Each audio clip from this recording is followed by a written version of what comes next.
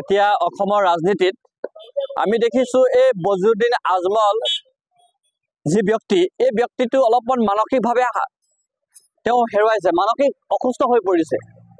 আৰু এটা কথা আমি খুব আচৰিত পাইছোঁ যে এইগৰাকী ব্যক্তিয়ে বাৰম্বাৰ অসমীয়া জাতীয় জীৱনৰ বা অসমীয়া সমাজৰ নাৰী সমাজৰ বাৰম্বাৰ কিয় অপমানিত কৰি আহি আছে। আৰু শেহতীয়াকৈ আমি দেখিছোঁ, মই নিজে বি বৰুৱা মহাবিদ্যালয় অধ্যয়ন কৰা এজন ছাত্ৰ আছিলোঁ, মই নিজে প্ৰাক্তন BBN। আমাৰ বি বৰুৱা মহাবিদ্যালয়ৰ শিক্ষয়িত্ৰী ডক্টৰ গীতাশ্ৰী বাইদেউক যি ধৰণে অপমানমূলক কথাবোৰ কৈছে, যি ইটিকিং কৰি যি কথাবোৰ কৈছে, এই কথাটো কেতিয়াও ভদ্ৰ সমাজে গ্ৰহণ নকৰে। বজলুদ্দিন আজমল তেওঁ কয় যে মই ৰাজনীতি কৰাৰ পূৰ্বতে মই কিবা ধৰ্মগুৰু আছিলোঁ বুলি কয়, তেওঁ মৌলানা বুলি কয়। গতিকে এগৰাকী মৌলানা, এগৰাকী ধৰ্মগুৰু বুলি নিজকে প্ৰচাৰ কৰি থাকে এগৰাকী ব্যক্তি, এই লম্পটগৰাকী ব্যক্তিৰ মুখত এনেধৰণৰ শব্দই শোভা নাপায়।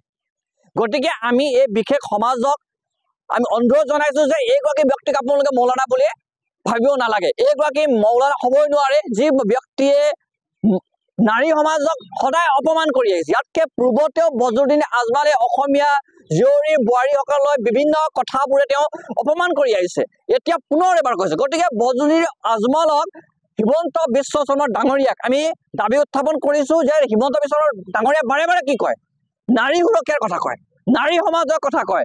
নাৰী সমাজক আমি পৃথিৱীৰ মানুহবোৰৰ মাজত প্ৰতিষ্ঠা কৰিব লাগিব। নাৰী বা ছাত্ৰীসকলক আমি সুবিধাবোৰ প্ৰদান কৰি মেলি অসমীয়া জীয়ৰী অসমীয়া নাৰীসকলক দেশ বিদেশত গৈ তেওঁলোকে জিলিকাই তুলিব লাগে যি কথাবোৰ বাৰম্বাৰ কৈ থাকে। আজি এই অসমৰ জীয়ৰী ছোৱালী নাৰীসকলক ইটিকিং কৰি যি মন্তব্য আগবঢ়াইছে বজলুদ্দিন আজমলে, এইগৰাকী বজলুদ্দিন আজমলক হিমন্ত বিশ্ব শৰ্মা ডাঙৰীয়াই অতি শীঘ্ৰে আটক কৰা ব্যৱস্থা গ্ৰহণ কৰাব লাগিব।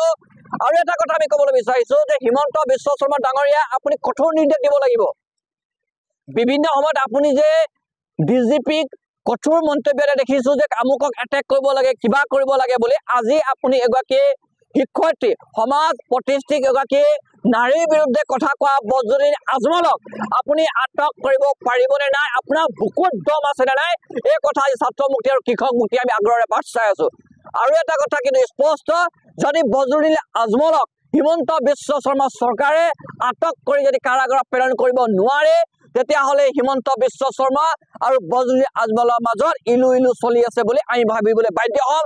আৰু বজলুদ্দিন আজমল হিমন্ত বিশ্ব শৰ্মা বুকুৰ কুটুম হয় বুলি আমি ভাবিবলৈ বাধ্য হ'ম। কিন্তু বজলুদ্দিন আজমলৰ এই যি মন্তব্য, যি ইটিকিং কৰা মন্তব্য, যি নেগলিজেঞ্চি যি মন্তব্য নাৰী সমাজৰ প্ৰতি, ইয়াক আমি ধিক্কাৰ জনাইছোঁ, গৰিহণা জনাইছোঁ। আৰু বজলুদ্দিন আজমলক সমাজ প্ৰতিষ্ঠিত প্ৰতিগৰাকী ব্যক্তি, প্ৰতিগৰাকী সমাজ, প্ৰতিগৰাকী জাতি ধৰ্ম বৰ্ণৰ মানুহবোৰে বৰ্জন ঘোষণা কৰিবৰ কাৰণে আমি অনুৰোধ জনাইছোঁ। আপুনি বিচৰা বাতৰি পাব কেৱল নিউজ 18 এপত। নিউজ 18 এপ ডাউনলোড কৰিবলৈ স্কেন কৰক এই QR কোড। গুগল প্লে ষ্টৰতো পাব এই নিউজ 18 এপ।